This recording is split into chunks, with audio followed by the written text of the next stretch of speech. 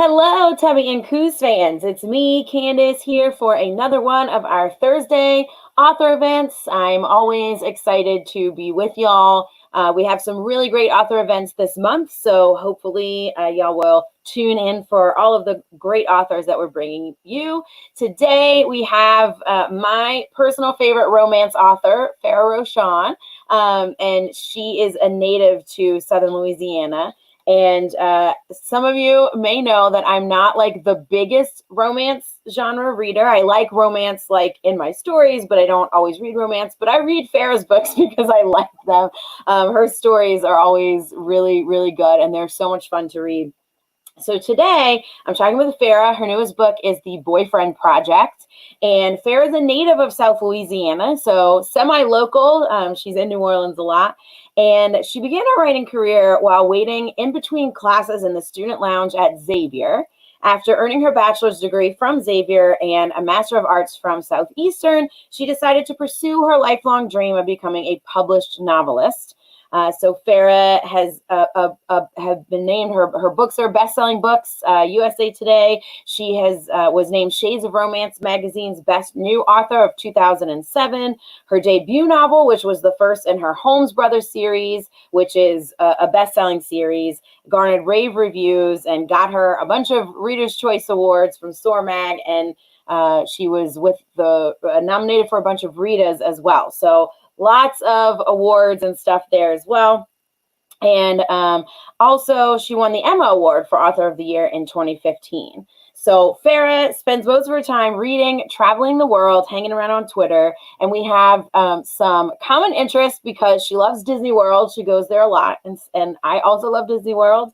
And she loves Broadway. And I love Broadway. So I'm going to talk to her about some of those common interests as well during this interview. She's also an admitted sport fanatic and loves Saints football. So welcome, Farrah. Thank you for talking to us today. Hello, Candace. I kind of want to skip everything and get straight to Disney and Broadway, but we're going to talk about first.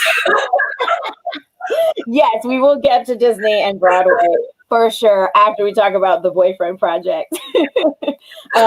So tell us about this new book, The Boyfriend Project, and where did you get the idea, and what's the series about? Because it's the first book in a series, right? Yes, it is the first book in the series. And I got the idea actually because of my addiction to Twitter, which you know pretty well that I am addicted to Twitter.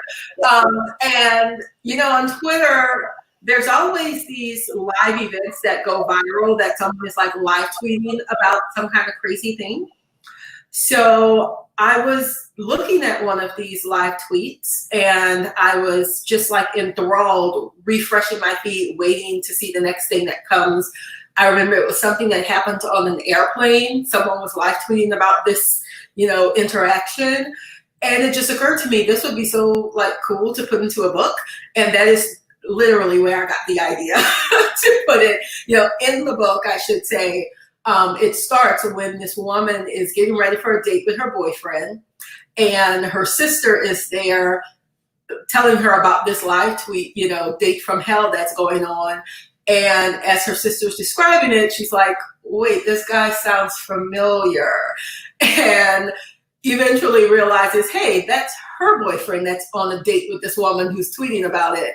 And she and yet another woman confronts him, all three of them confront him at the restaurant that night, and it's captured on video and goes viral, and that's how the three women in the Boyfriend Project, that's how they meet.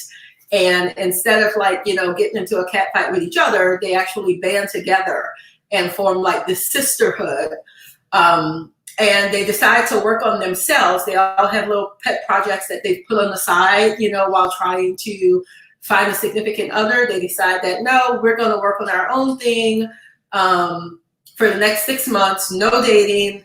But then Samaya, who is our heroine here, she meets the new guy at work, and that kind of puts a wrinkle in her plan to not date for 6 months. So that's like the brief elevator pitch of The Boyfriend Project. Yeah, and what is cool about this book is that friendship is a really big element of it, like bigger than it has been in your other books.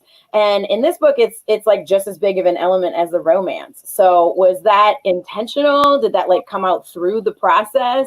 How did that happen? Yeah, I'm a romance writer, and I when I plotted this book, I plotted it as my normal romances that I write. But from that very first scene, the chemistry between those three girls, like the dialogue just came out. And it was so natural, and the chemistry was it was just there, just like it usually is when I write a romance. So I knew from very early on that, okay, this is a little different. I actually call this book romantic women's fiction in a way, because like you said, that friendship between them, it is as important as the romance. There's a romance. I love the romance. But yeah, that friendship is just as strong and as important to the story and the entire series. So yeah, that's why this book is it's different, but it's fun. And reading some of the reviews, I usually don't do that, but I've been doing it a little this week. It seems like that friendship is what so many people are resonating with about it. So that's what I wanted. And this book is told from Samaya, that's correct, right? It's told from Samaya's point of view. And so how did your own experience sort of influence her? Because I know like she is in tech, and I know you worked in tech.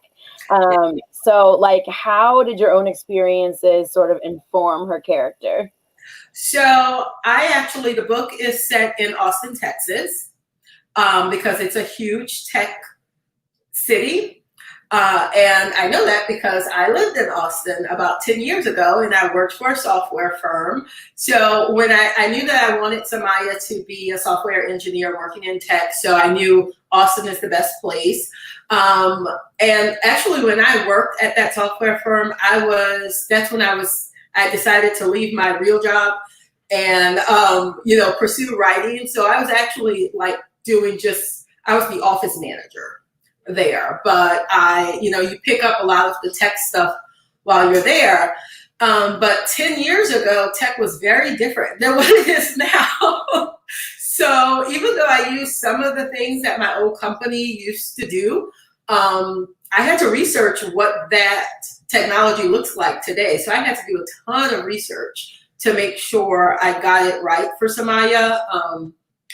She creates an app. That's the little project that she's working on. So I had to go through all the research of what it takes to create an app. And yeah, I had just very little in common with her with the whole tech thing. That was a lot of research that went into it in order to make it authentic. But I think I did a good job, unless a software engineer reads it and says, oh, she got all of this wrong. Hopefully I don't. I think I did okay though. Cool. And do you plan on, so since this is a series, are we going to see the points of view of these other two characters in the friendship? Awesome. Yes. I actually just finished the second book in the series, which those who have read it's only been out a few days. But Taylor, she is the youngest of the trio. Her book is the next book, and it's really cute. She's a 28-year-old. I'm far from 28, so it was interesting writing her. I had to, talk to some of the younger kids in the family to make sure I had the slang right. And yeah, I realized I'm getting old as I wrote Taylor's book. Yeah, but she's fun. She's a hot mess. She's fun. Yeah, and so that'll be cool to see the other points of view as well of the other characters. And so, is there anything in particular you wanted readers to like learn or get out of this book? Absolutely. We've been going through quite a time these last couple of weeks. And one thing that you're going to find in this book, like I said, Samaya is a Black woman in tech, a software firm in Austin. It is back when I worked there. I was there for almost 3 years. There was not a single Black woman that ever walked through the door of that firm. And that stuck out to me because I knew that, like there has to be Black women, in this field. But when it comes to STEM, you don't really see that many portrayed, especially in fiction, of Black women in STEM. So that was very important to me. But I also knew that being a Black woman in STEM, in, something like a tech firm in Austin, that she would face certain things. So in the book, I, explore how hard it is for her to be one of the only Black women in this firm, the pressure that she's under to make sure she performs because she's afraid that it's going to reflect not only on her, but on any other Black woman that tries to come into the firm. She knows that she has a whole lot more on her shoulders. So, that is very important to me. And that's something I want readers to take from the book, just the pressure that so many Black women in all fields, I feel it as an author so many times, when I have a lot of friends too. You go to a publishing, you get in with a publisher and you want your book to do well because you don't want to be the reason that they say, oh, we tried this already.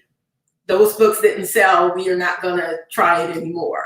That's a pressure that I have felt in my career and that I know Black women feel in every field that, out there. So it's something that I'm happy that I was able to put in this book and that I hope people, take from it and learn.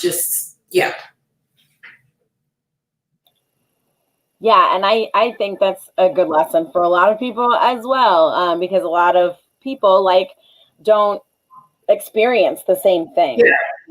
Especially like you're saying in the author world, like a white author could write something and it could fail and it doesn't matter.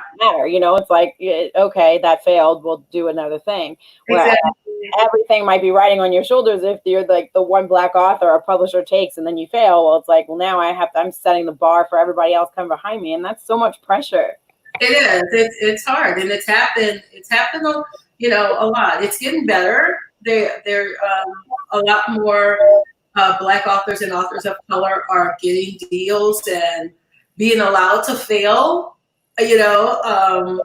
but it's still pressure. It really is. And like I said, it's in every field. And also another thing that Samaya does in the book, she wants to create a way for others to come behind her into the field. So it's both of those things. So yeah, that's the thing that's closest to my heart in this book. And again, reading reviews, it's really resonating with people who said the same thing. They never thought about how the pressure that it is on some people. So yes, people watching, you can get all these things from a romance novel. It is possible. Romance is wide and deep, and there's so much of it. And that's what I want to talk to you about as well, a little bit about romance in general. A lot of people sort of dismiss the genre, and I think that's a load of crap because, in the same way, I guess a lot of people dismiss sci-fi and fantasy, but I feel like romance is one of the most dismissed genres because people are like, oh, that's just trash. And it's not. There's a lot of different kinds of romance. So talk to us a little bit about that and your feelings around it and why you write romance. Why did you choose to write romance?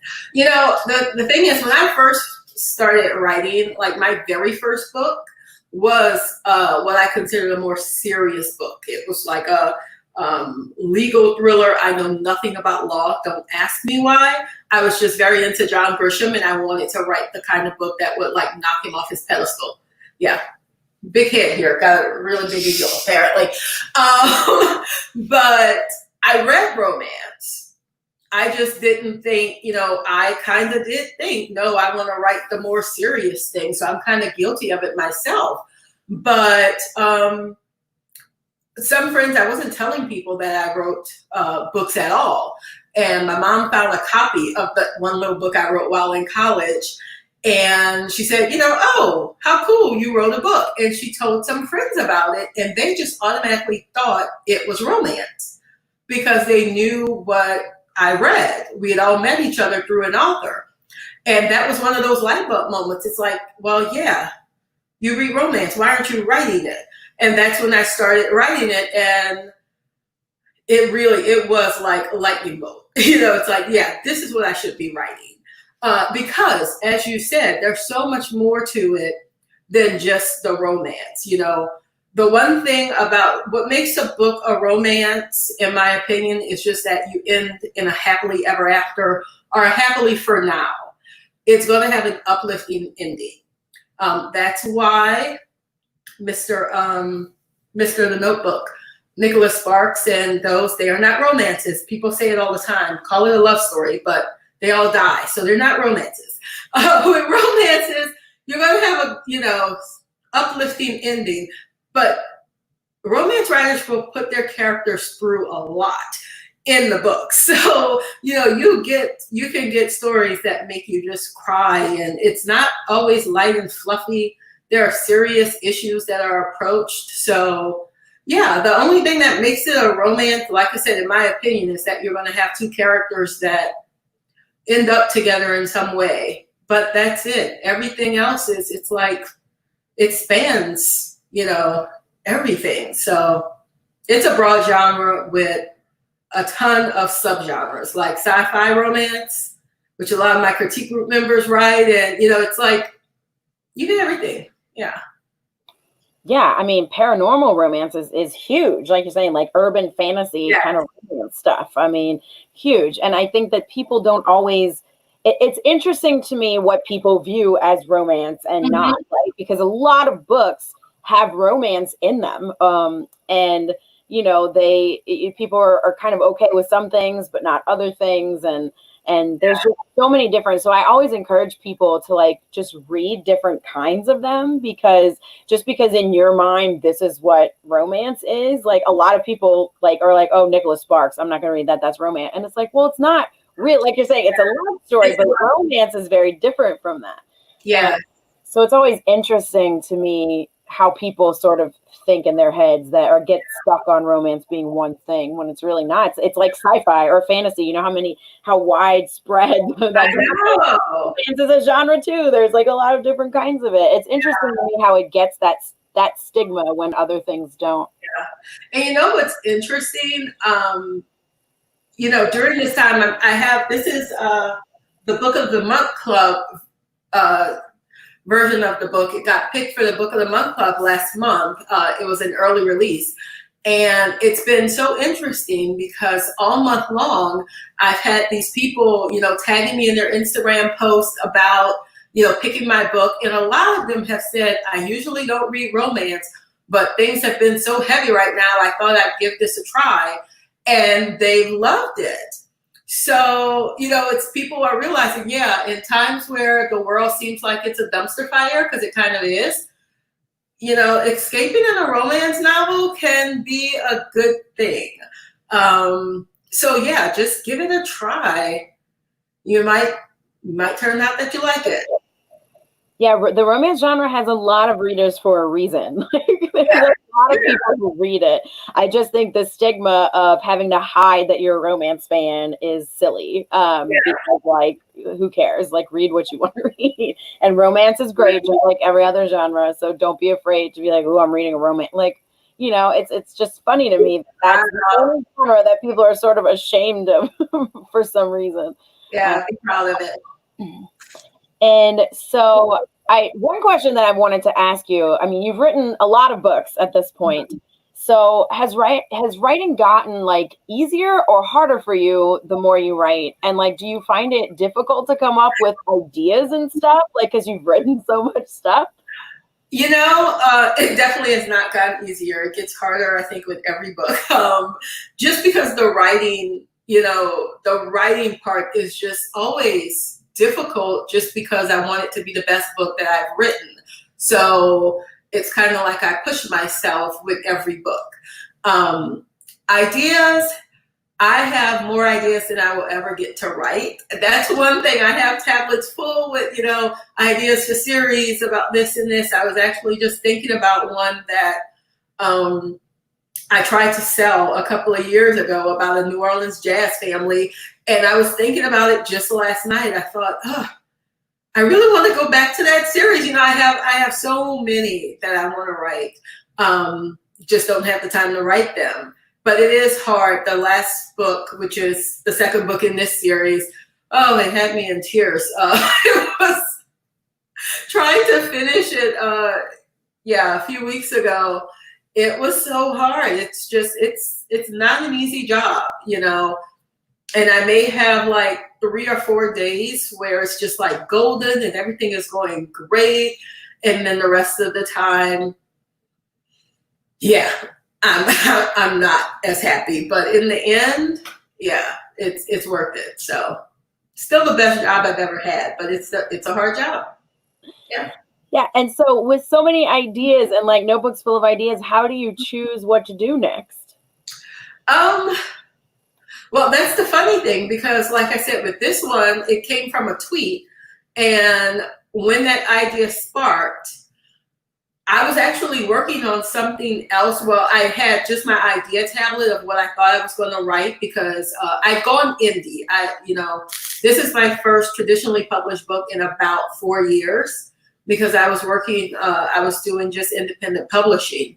But when I got the idea for this one, I just knew, in publishing, you hear high concept.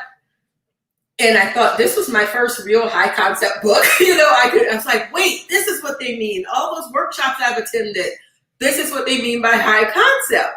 And so I went with it. So I put the other book on the side, because I knew I needed, this is like current. I need to write this now. And it's just like what speaks to me. I have my Louisiana winery books that I want to write. That was the one that I was going to be writing, about a family that owns a winery. I'd love to get back to it once I'm done with this one, I guess. But it's just, I don't know, so many ideas. And I guess the one that's just really speaking to me at the moment, that's the one I try to go with, because I'm most excited about it, Yeah, I think that definitely makes sense. Okay, so we said we would get to Broadway and Disney, and I want to talk about this. So what is your favorite Broadway show? I just did an interview it was a written interview, and they asked me for my top 5, and I couldn't even boil down my top 5. So there's no way I picked my favorite. So I'll give you my top 6, which is what I did there. Okay, Hamilton is probably number 1, and I am not a hype person. If something is overly hyped, I go in there thinking I'm going to hate it because everyone else likes it. With that show, no. It was the one time I went there and I thought, this is better than the hype around it. It just blew me away. The second is Wicked, which I've seen so many times that I will not even say because it's ridiculous. But I saw it, back with the original cast when it came, and it just stole my heart, and I've just seen it so many times since.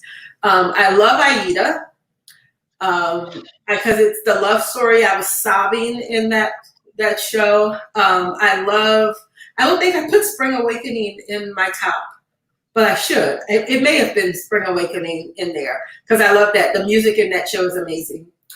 Dear Evan Hansen, and Once. Again, the love story. I love it. So I think those would be the top. I don't even know how many numbers that is. But there's so many. There are so many of them that I could say. I didn't even have The Color Purple. See, The Color Purple, which I've seen like 14 times or something like that. I love them all. I could live in a theater. I could be a Phantom of the Opera and just live in the theater. Okay. Seriously. And I've never actually seen a play on Broadway, like in New York, which is a travesty because I love it so much. I did musicals in high school and everything. And so I really one day want to see a Broadway play. But yeah, I love Hamilton, clearly.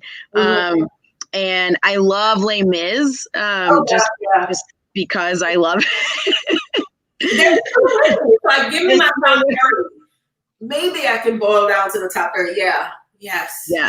I'm just really into the whole revolution thing with Les Mis. Like, the Yeah. fighting and that part. There's romance in there too. But yeah, The music is so beautiful. yeah, and that's what I like about Dear Evan Hansen is the music. They actually made a book of Dear Evan Hansen, like a YA book, and I read it and I didn't like it at all. And I've never actually seen the play. I've only listened to the music, which you only get that in that play. It's like it's not all music. So I've only heard the songs and was able to piece together. So I read the book because I'm like, I want to know the story. Didn't like the book. Love the music though. So I will tell you, I've seen a lot of Broadway, you know this, and I've seen a lot in New York, in London, everywhere, because I just go places. It's why I'm broke. I will tell you that Ben Platt's performance, I remember walking out of that theater and thinking, this is the best performance I've ever seen. I was shivering. It is so good. When it comes back to New Orleans, if you can't get to New York soon enough, whenever we can go back, you have to see it when it comes back. It is such a good show. It really is. I definitely need to find a way to watch it. I would have loved to have seen Ben Platt because I bet he was just amazing. He's amazing on the soundtrack. So yes, he's amazing. When you do miss a lot of the show, you don't get the full picture with the soundtrack. It definitely is one of them. You've got to see it. It's great. Yeah. Yeah. So are you excited about the July 4th Hamilton movie coming out? Of course. Of course. I already have my party planned. So I said, I was like, here's my party. Me, my husband, my pets, grilling some hot dogs and watching Hamilton. That's going to be my 4th of July, my quarantine party for Hamilton. Seriously. I'm trying to get stuff done so that I can have just 3 hours every day for 5 days. Because I know that's what I'm going to do. I know. So I have to make sure I'm watching it guilt-free because nothing's going to stop me from watching it. Right. I just have to make sure I'm not feeling guilty while I'm watching it. So I'm trying to clear my calendar so I can go 5 days of watching it every single day. Yes. I am so excited. Yeah. Okay. So moving to Disney, what's your favorite Disney movie? I want to say Beauty and the Beast. That too, that's so hard. But probably Beauty and the Beast. Don't tell Tiana. But Beauty and the Beast is it. Yeah, I do. I love Beauty and the Beast. And I always laugh and tell people that I'm like a cross between Belle and Tiana because I'm like a New Orleans business owner, but books. Exactly. It's both of them. I am this mashup of Disney princesses brought to life. It is. That's a good thing because they're tied, but it's like the book girl wins out a little. But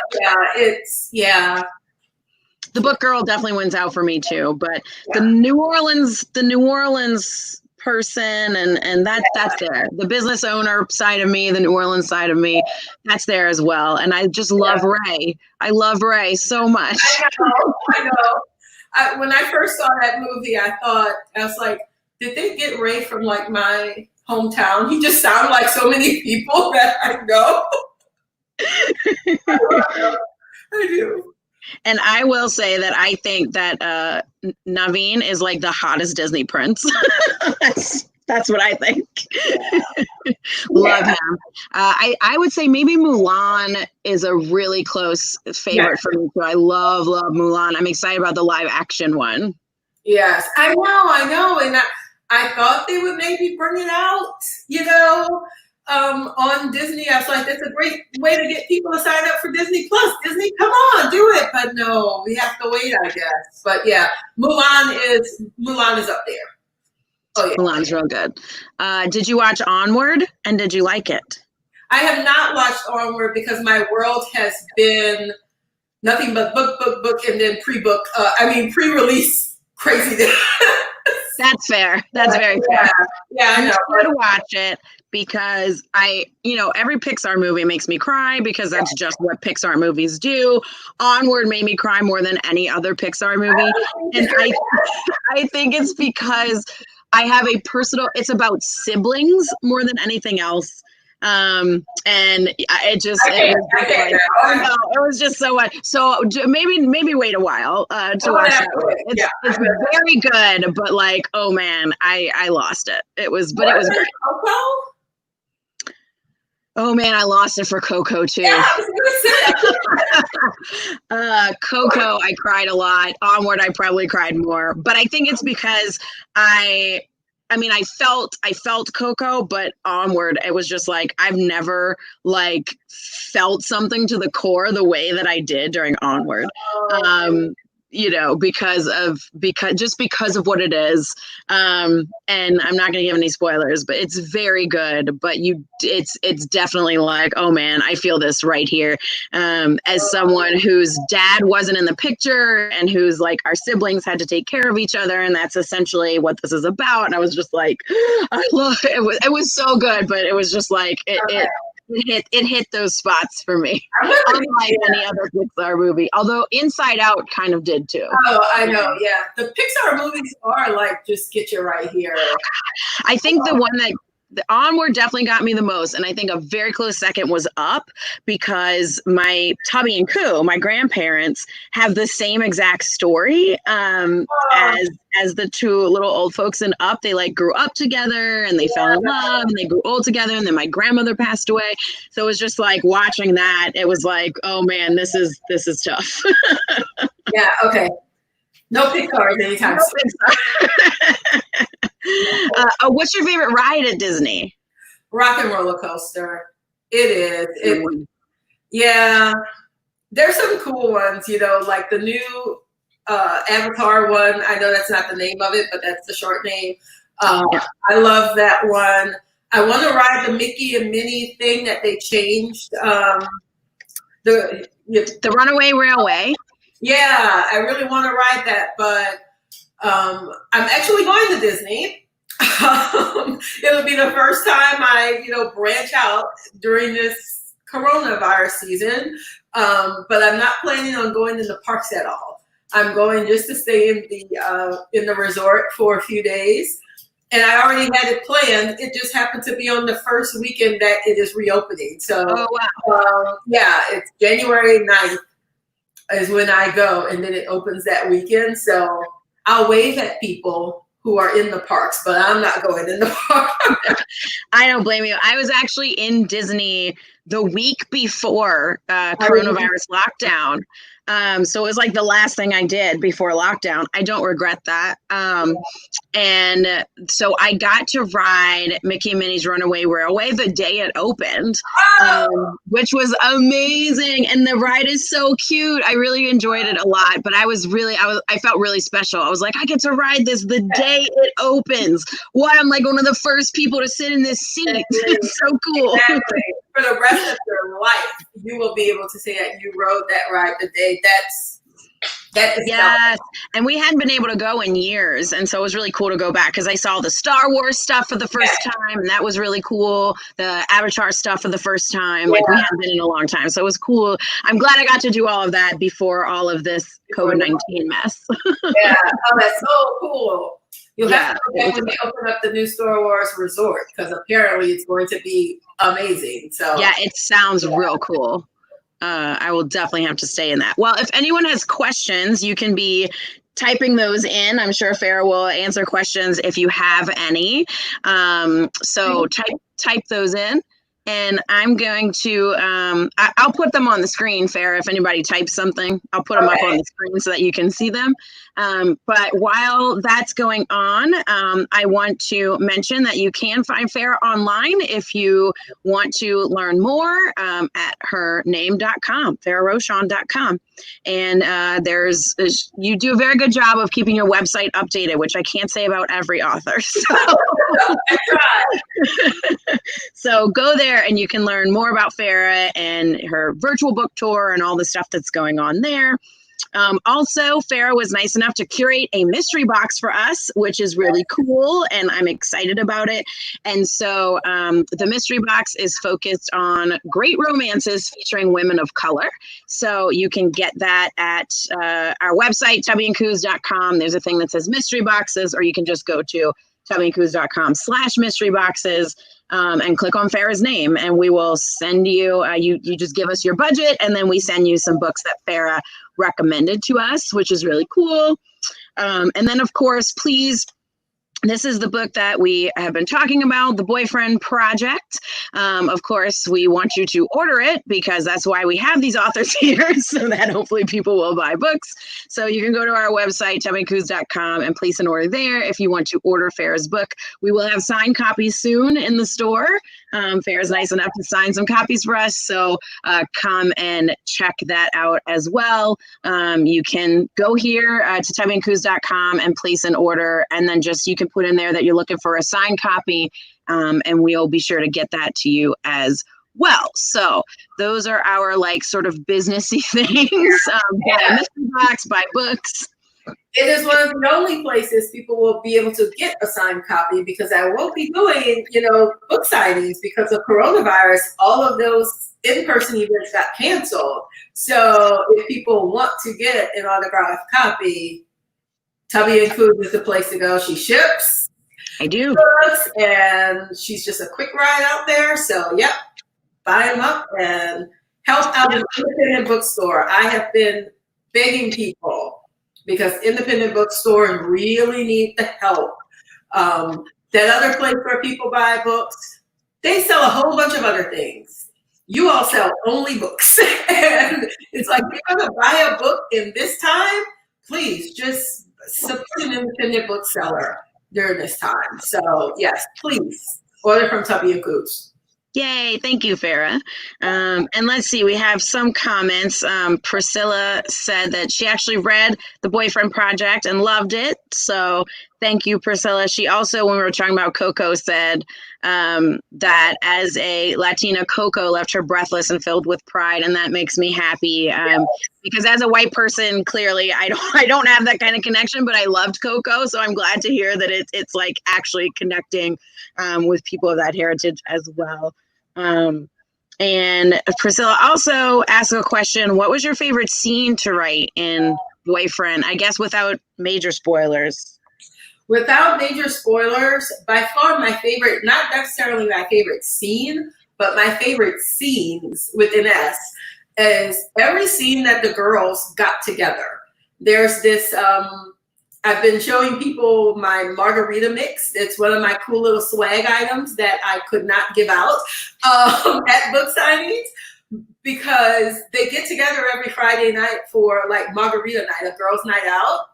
And those scenes were just so much fun, because like I said, it was just like a bunch of girlfriends, chatting, and it was so much fun to write because their personalities just really came out in those scenes, and it was the best. So all of the girlfriend scenes where they get together and chat on Friday nights, those were the best ones to write by far. What do you think you would do if you could hang out with them in real life? Like, what would y'all do?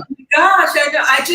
I said that I wish they were like my girlfriends, because they just, they get together for margaritas and tapas and just chat. I can't wait to do that with some friends again, where we don't have to wear a mask while we do it and sit, it's going to be a couple of years probably before that happens. But yeah, just getting together with some friends and hanging out.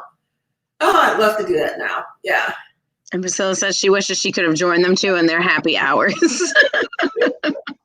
And Monica wants to know, which she may not have been here earlier, but how long until we get to find out what happened with Taylor? And Monica, Farrah said that book 2 focuses on Taylor. So how long till we get to find that out? Well, I know it comes out next year. I'm hoping it's next summer, I think, but things are kind of shifting in publishing because of, coronavirus. So I know it's 2021.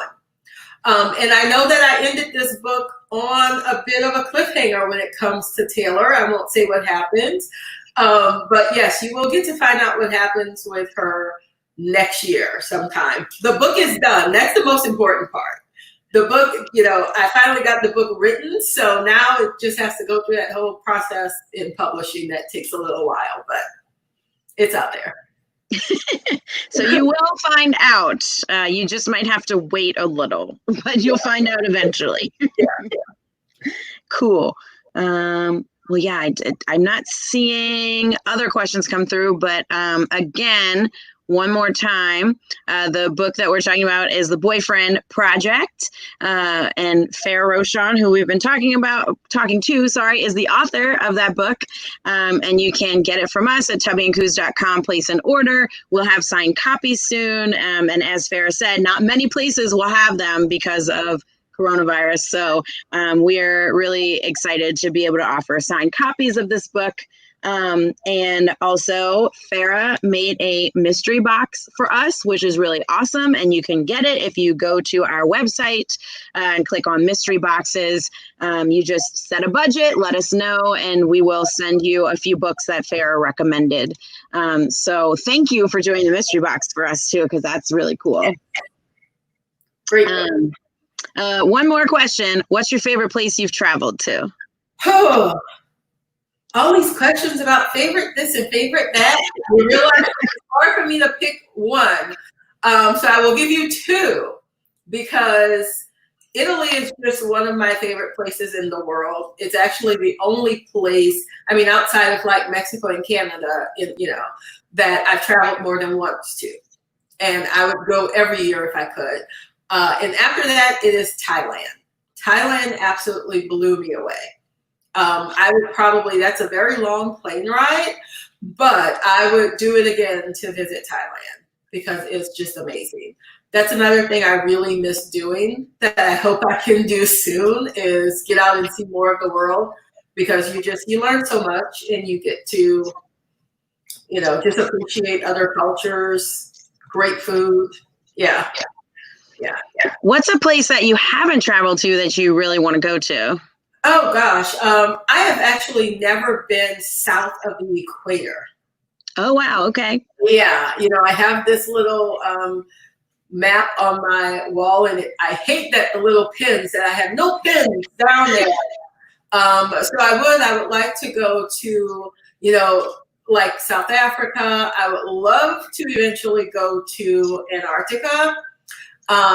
Because I have this thing where I want to visit all 7 continents. That's a very expensive trip. So I have to save in order for that trip and get my body ready for the Drake Passage. That's I've heard it's extremely rough to go through there. So there's so many different places that I've never been to that I want to visit. So yeah. I do. The only place I've been outside of the United States, I've been to Mexico and I've been to Europe, and that's it. So there's like so many places that I want to go, like many places. Yeah, there's so many. I just did India. India was amazing. I hear that from everyone I know who's been to India, says it's so great. It is. And if you love Indian food coma every night. Just, oh my gosh, it was so good. Yeah. Awesome. Okay, well, I think that's about it. Thank you so much, Farrah, for spending time with me. And it's always really awesome to talk to you. So thank you for doing this. And again, I'm going to keep plugging this. Buy books. tubbyandcoos.com. Place an order. Please buy books from us, and buy Farrah's book, or just any book, but hopefully Farrah's book, because it's good. And it's super new. It just came out this week. So check out that book. You can see more about Farrah at her website, farrahrochon.com. And also Farrah curated a mystery box. So if you want to see the kind of books Farrah recommended, check that out as well. So thank you, Farrah, so much. Thank you everyone for watching as well. We appreciate whether you've watched it live or whether you're watching later. Thanks for watching either way. I will share the link to the book stream so that people can catch it whenever. Yeah. Awesome. It'll be up here on YouTube in perpetuity. So, so people maybe watch. It's kind of like a time capsule, which is cool because someone could be watching this and it's like live for them, but like it's us from the past. So it's pretty cool. Time travel. So thanks everyone. Thank you, Farrah. And we'll see y'all next time. See ya.